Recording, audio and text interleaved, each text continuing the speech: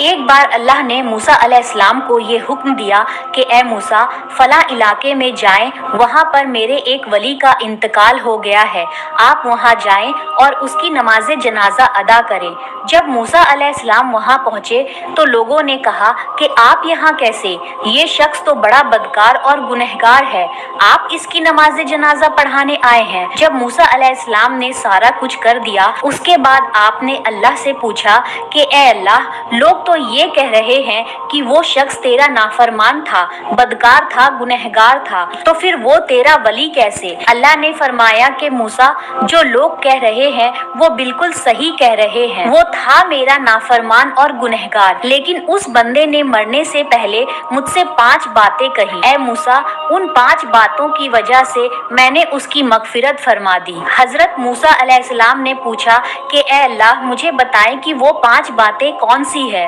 جس کی وجہ سے آپ نے ایک گنہگار شخص کی مغفرت فرما دی؟ تو اللہ نے فرمایا کہ اس نے پہلی بات جو مجھ سے کہی کہ یا رب، تو جانتا ہے کہ میں نیکوں سے کتنی محبت کرتا ہوں، میں خود نیک نہیں ہوں لیکن مجھے نیکوں سے پیار بڑا ہے۔ اس نے دوسری بات کہی کہ یا رب، تو جانتا ہے کہ میں گنہگاروں سے بغض رکھتا ہوں جبکہ میں خود بھی گنہگار ہوں۔ اس نے تیسری بات یہ کہی کہ یا رب، اگر مجھے یہ معلوم ہو جائے کہ میرے جنت میں داخل ہونے سے تیری ملکیت میں کوئی کمی آ جائے گی تو پھر میں تیری جنت کا تجھ سے کبھی سوال نہیں کروں گا، لیکن مجھے پتا ہے تیری جنت بہت بڑی ہے، میرے جانے سے تیرا کچھ بھی نہیں جائے گا لیکن میرا بیڑا پار ہو جائے گا، تو یا رب میں جنت تجھ سے کیوں نہ مانگوں؟ پھر اس نے کہا کہ یا رب، اگر مجھے یہ معلوم ہو جائے کہ میرے جہنم میں داخل ہونے سے تیری ملکیت میں اضافہ ہو جائے گا تو میں جہنم سے تیری پناہ بھی نہیں مانگوں گا،